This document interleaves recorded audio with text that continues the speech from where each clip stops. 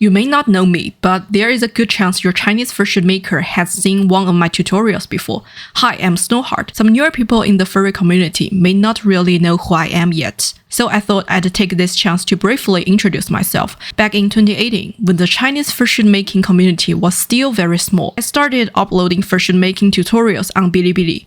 Later on, I gradually organized beginner and advanced Chinese language guides, essentially a full learning system that allows people to start making fursuit from scratch. Up to now, those tutorials have circulated more than 1,500 copies within the Chinese fursuit community. Even today, I still often heard people say things like, I got into fursuit making because of tutorials.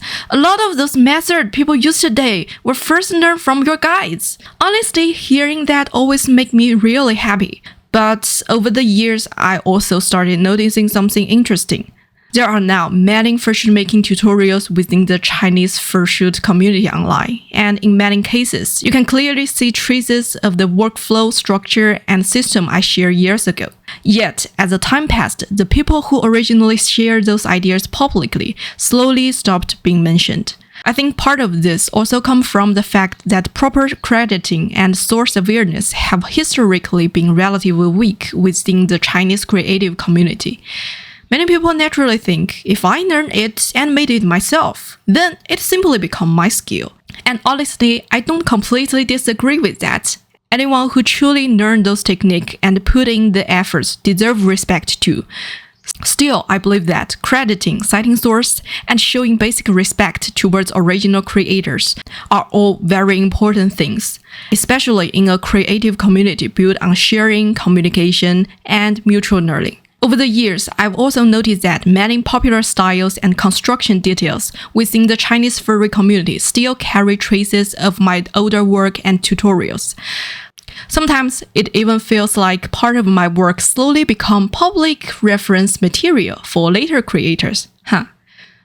But honestly, I don't think targeting specific individual is a very productive solution. And in reality, the line between inspiration, stylistic influence, and copying is often difficult to define clearly. So lately, I've been thinking a lot about those things. Rather than staying trapped in frustration, what I really want to do is organize and document those creative histories, technical development, and conversations about crediting and creator respect in a clear and more systematic way. Anyway, I guess this video is just a small reminder.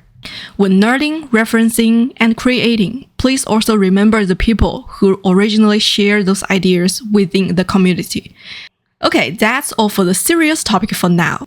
There will be many more fun studio projects, making videos, experiments, and strange ideas coming soon. Yeah, so stay tuned. And if you're new here, welcome to Snowheart Studio. See you again in the next video. Bye!